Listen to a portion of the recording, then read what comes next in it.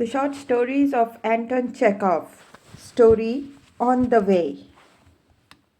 In the room which the innkeeper, the Cossack Simeon, chose to play, called the traveller, meaning thereby reserved exclusively for travellers, at a big unpainted table sat a tall and broad-shouldered man of about 40 years of age. With his elbows on the table and his head resting on his hands, he slept. A fragment of a tallow candle stuck in a pomade jar illumined his fair hair, his thick, broad nose, his sunburnt cheeks, and the beetling brows that hung over his closed eyes. Taken one by one, all his features, his nose, his cheeks, his eyebrows, were as rude and heavy as the furniture in the traveller. Taken together, they produced an effect of singular harmony and beauty. Such indeed is often the character of the Russian face. The bigger, the sharper the individual features, the softer and more benevolent the whole. The sleeper was dressed as one of good class, in a threadbare jacket bound with new white braid, a plush waistcoat, and loose black trousers, vanishing in big boots. On a bench which stretched the whole way round the room slept a girl some 8 years of age. She lay upon a foxskin overcoat and wore a brown dress and long black stockings. Her face was pale, her hair fair, her shoulders narrow, her body slight and frail, but her nose ended in just such an ugly lump as the man's. She slept soundly and did not seem to feel that the crescent comb which had fallen from her hair was cutting into her cheek. The traveller had a holiday air. The atmosphere smelt of newly washed floors. There were no rags on the line which stretched diagonally across the room. And in the icon corner, casting a red reflection upon the image of Saint George, the victory bringer, burnt a lamp. With a severe and cautious gradation from the divine to the earthly, there stretched from each side of the image a row of gaudily painted pictures. In the dim light thrown from the lamp and candle end, these pictures seemed to form a continuous belt covered with black patches. But when the tiled stove, wishing to sing in accord with the weather, drew in the blast with a howl, and the logs, as if angered, burst into ruddy flames and roared with rage, rosy patches quivered along the walls, and above the head of the sleeping man might be seen first the faces of seraphim, then the Shah Nasruddin, and finally a greasy sunburnt boy with staring eyes, whispering something into the ear of a girl with a singularly blunt and indifferent face. The storm howled outside. Something wild and angry but deeply miserable whirled round the inn with the fury of a beast and strove to burst its way in. It banged against the doors, it beat on the windows and roof, it tore the walls, it threatened, it implored, it quieted down. And then, with the joyous howl of triumphant treachery, it rushed up to the stovepipe. But here the logs burst into flame, and the fire, like a chained hound, rose up in rage to meet its enemy. There was a sobbing, a hissing, and an angry roar. In all this might be distinguished both irritated weariness and unsatisfied hate, and the angered impotence of one accustomed to victory. Enchanted by the wild, inhuman music, the traveller seemed numbed into immobility forever. But the door creaked on its hinges, and into the inn came the potboy in a new calico shirt. He walked with a limp, twitched his sleepy eyes, snuffed the candle with his fingers, and went out. The bells of the village church of Rogatchi, 300 yards away, began to strike 12. It was midnight. The storm played with the sounds as with snowflakes.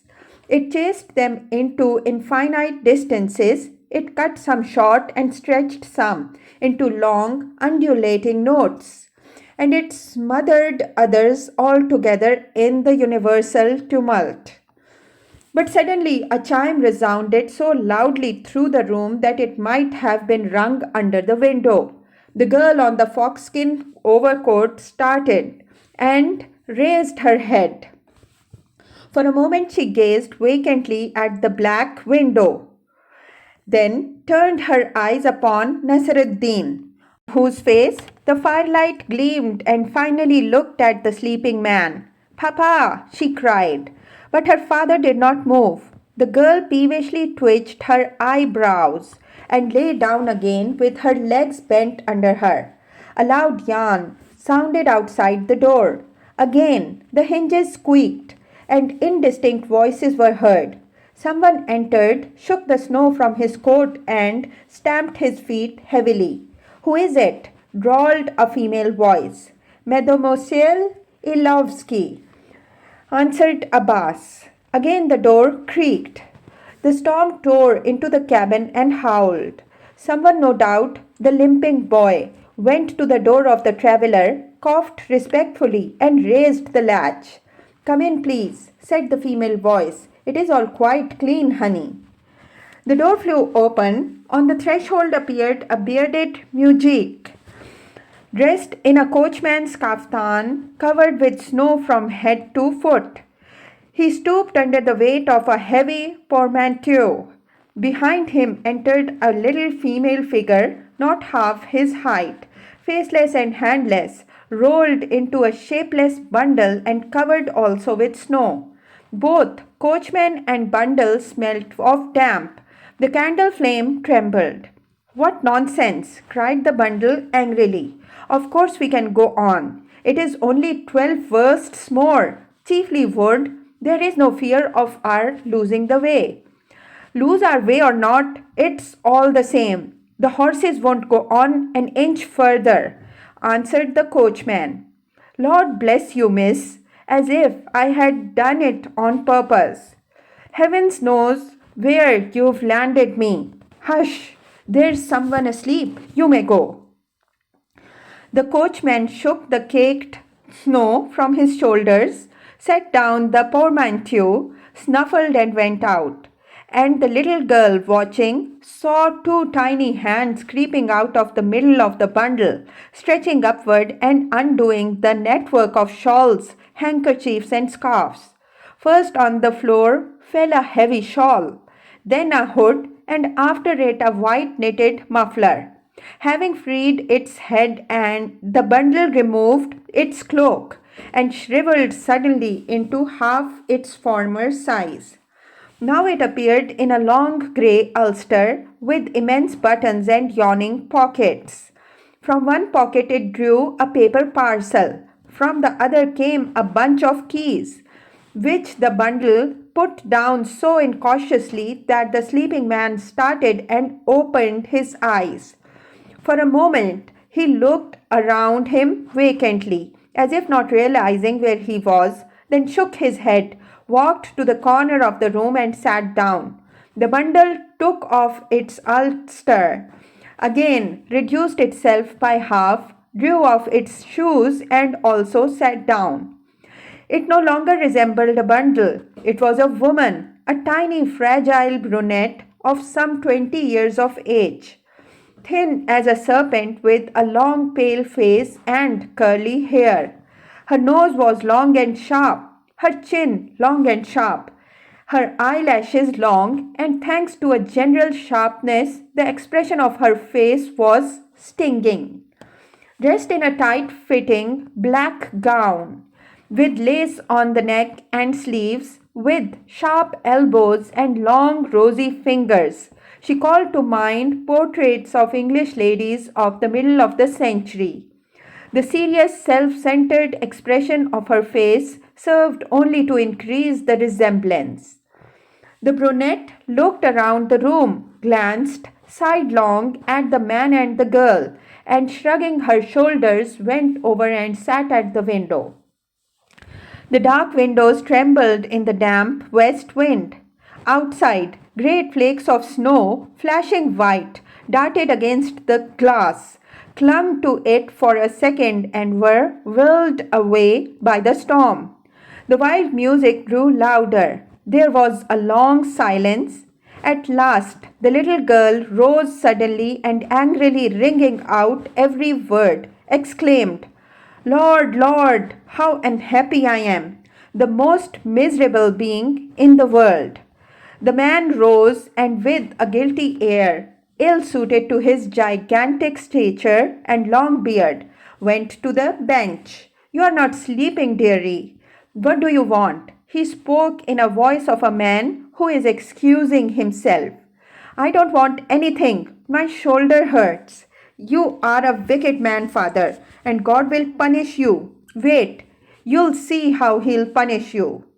I know it's painful, darling, but what can I do? He spoke in a tone employed by husbands when they make excuses to their angry wives. If your shoulder hurts, it is the long journey that is guilty. Tomorrow it will be over, then we shall rest and the pain will stop. Tomorrow, tomorrow, every day you say tomorrow. We shall go on for another 20 days. Listen, friend, I give you my word of honor that this is the last day. I never tell you untruths. If the storm delayed us, that is not my fault. I can bear it no longer. I cannot. Sasha pulled in her leg sharply and filled the room with a disagreeable whining cry. Her father waved his arm and looked absent-mindedly at the brunette. The brunette shrugged her shoulders and walked irresolutely towards Sasha. Tell me, dear, she said, why are you crying? It is very nasty to have a sore shoulder, but what can be done? The fact is, mademoiselle, said the man apologetically, we have had no sleep for 2 nights and drove here in a villainous cart. No wonder she is ill and unhappy. A drunken driver, the luggage stolen, all the time in a snowstorm. But what's the good of crying? I too am tired out with sleeping in a sitting position. So tired that I feel almost drunk. Listen, Sasha, even as they are, things are bad enough. Yet you must cry. He turned his head away, waved his arm, and sat down. Of course you mustn't cry, said the brunette. Only babies cry. If you are ill, dearie, you must undress and go to sleep. Come, let me undress you. With the girl undressed and comforted, silence again took possession of the room. The brunette sat at the window and looked questioningly at the wall, the icon, and the stove. Apparently, things around seemed very strange to her. The room, the girl with her fat nose and boy's short nightgown, and the girl's father. That strange man sat in the corner, looking vacantly about him like a drunken man, and rubbing his face with his hands. He kept silence, blinked his eyes, and judging from his guilty figure, no one would expect that he would be the first to break the silence. Yet it was he who began. He smoothed his trousers, coughed, laughed, and said, A comedy, I swear to God. I look around and can't believe my eyes. Why did destiny bring us to this accursed inn? What did she mean to express by it? But life sometimes makes such a salto mortale that you look and can't believe your eyes. Are you going far, miss? Not very far, answered the brunette. I was going from home about 20 versts away to a farm of ours where my father and brother are staying. I am Mademoiselle Ilovaisky, and the farm is Ilovaisk. It is 12 versts from this. What disagreeable weather! It could hardly be worse. The lame potboy entered the room and stuck a fresh candle end in the pomade jar. Get the samovar, said the man. Nobody drinks tea at this hour. grinned the boy. It is a sin before Mass. Don't you mind? It is not you that'll burn in hell, but we. While they drank their tea, the conversation continued. Madame Ilyovsky learned that the stranger's name was Grigory Petrovich Likharev, and that he was a brother of Likharev, the marshal of the nobility in the neighboring district, that he had himself once been a landed proprietor, but had gone through everything. And in turn, Likharev learned that his companion was Maria Mikhailovna Ilyovsky, that her father had a large estate and that all the management fell upon her shoulders, as both father and brother were improvident, looked at life through their fingers and thought of little but greyhounds. My father and brother are quite alone on the farm, said Mademoiselle Ivalovsky, moving her fingers. She had a habit in conversation of moving her fingers before her stinging face, and after every phrase licking her lips with a pointed tongue. They are the most helpless creatures on the face of the earth and can't lift a finger to help themselves. My father is muddle-headed, and my brother, every evening, tired of his feet. Imagine, who is to get them food after the fast? Mother is dead, and our servants cannot lay a cloth without my supervision. They will be without proper food while I spend all night here. It is very funny. Mademoiselle Ivalovsky shrugged her shoulders, sipped her tea, and said, there are certain holidays which have a peculiar smell. Easter, Trinity, and Christmas. Each has its own smell. Even atheists love these holidays. My brother, for instance, says there is no God, but at Easter he is the first to run off to the morning service. Likharev lifted his eyes, turned them on his companion, and laughed. They say that there is no God, continued Mademoiselle Ivalovsky, also laughing. But why then be so good as to tell me, do all celebrated writers, scholars, and clever men generally believe at the close of their lives? The man who in youth has not learned to believe does not believe in the old age, be he 1,000 times a writer. Judged by his cough, Likharev had a bass voice, but now, either from fear of speaking too loud or from a needless bashfulness, he spoke in a terror. After a moment's silence, he sighed and continued. This is how I understand it. Faith is a quality of the soul. It is the same as talent. It is congenital as far as I can judge from my own case, from those whom I have met in life, from all that I see around me. This congenital faith is inherent in all Russians to an astonishing degree. May I have another cup? Russian life presents itself as a continuous series of faiths and infatuations, but unbelief or negation it has not.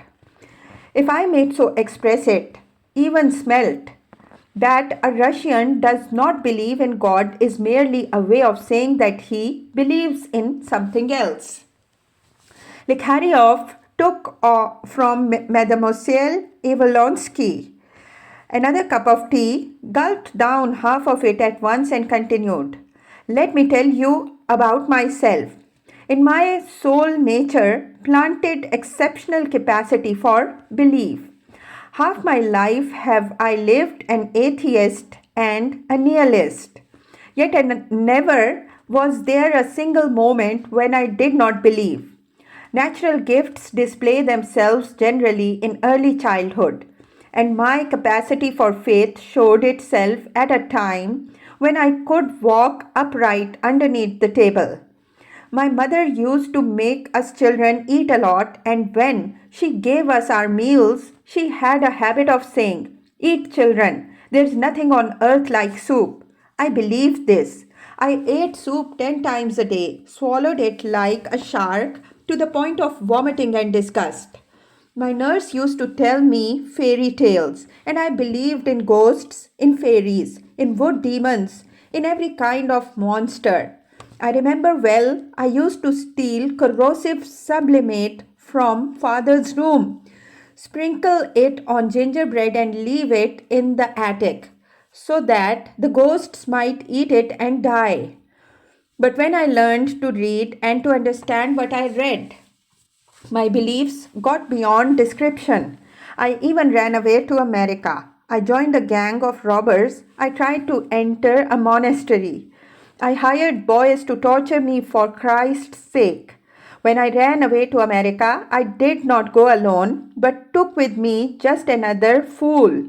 And I was glad when we froze nearly to death and when I was flogged.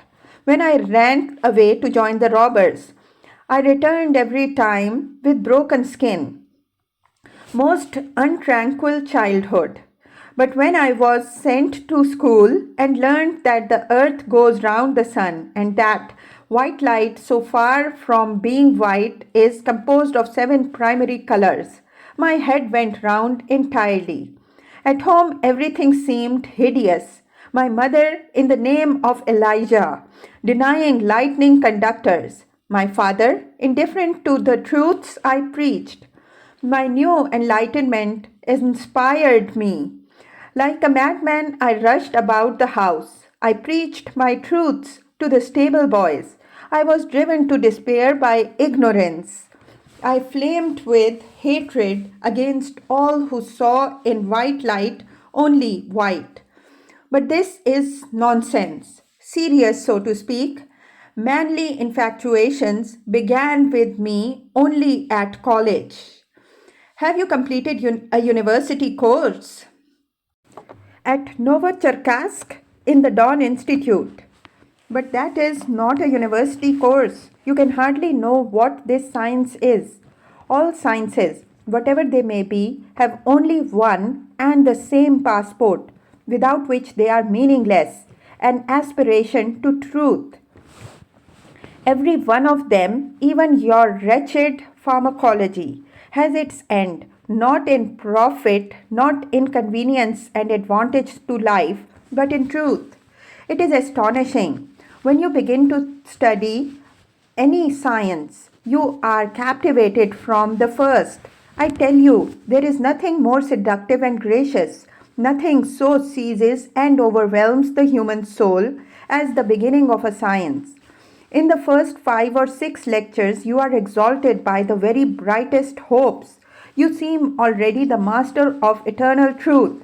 Well, I gave myself to science passionately, as to a woman loved. I was its slave, and except it, would recognize no other sun.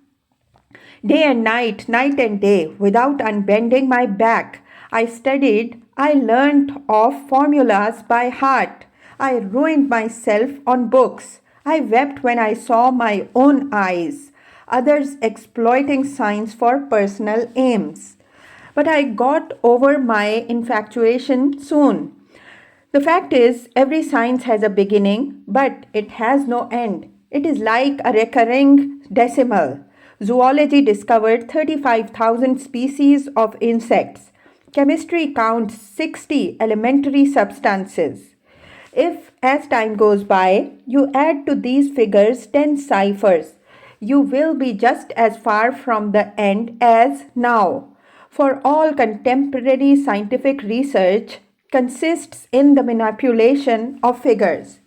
This I began to understand when I myself discovered the 35,001st species and gained no satisfaction. But I had no disillusion to outlive, for a new faith immediately appeared. I thrust myself into nihilism, with its proclamations, its hideous deeds, its tricks of all sorts. I went down to the people. I served as factory hand. I greased the axles of railway carriages. I turned myself into a buggy.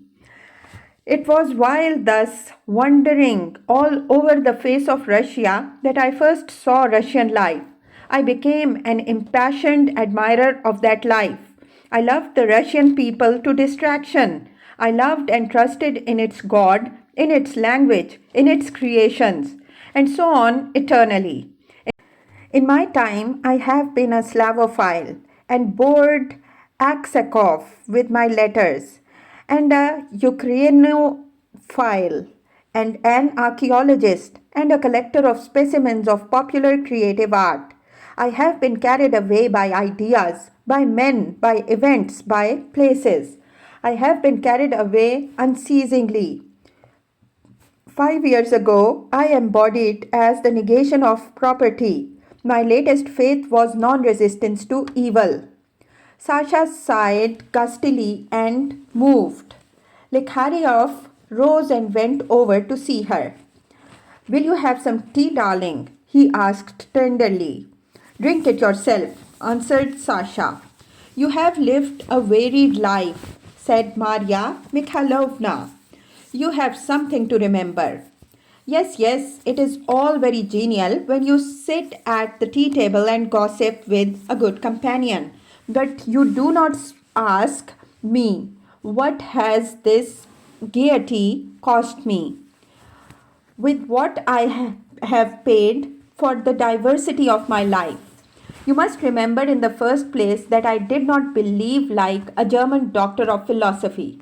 I did not live as a hermit, but my every faith bent me as a bow and tore my body into pieces.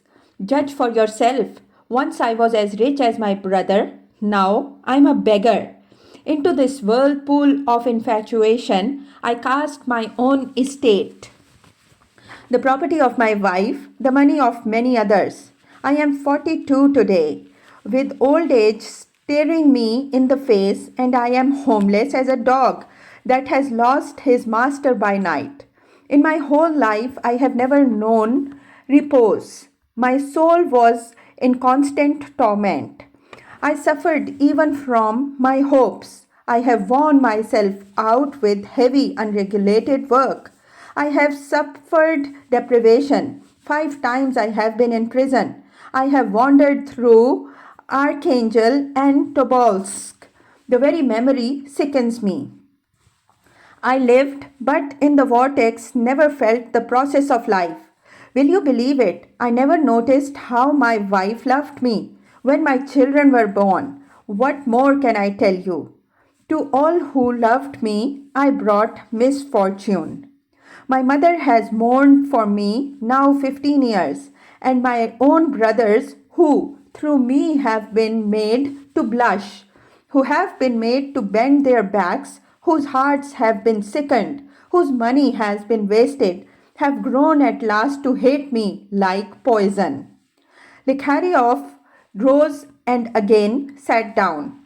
If I were only unhappy, I should be thankful to God. He continued, looking at Mademoiselle Ilovsky. But my personal unhappiness fades away when I remember how often in my infatuations I was ridiculous, far from the truth, unjust, cruel, dangerous. How often with my whole soul have I hated and despised those whom I ought to have loved, and loved whom I ought to have hated.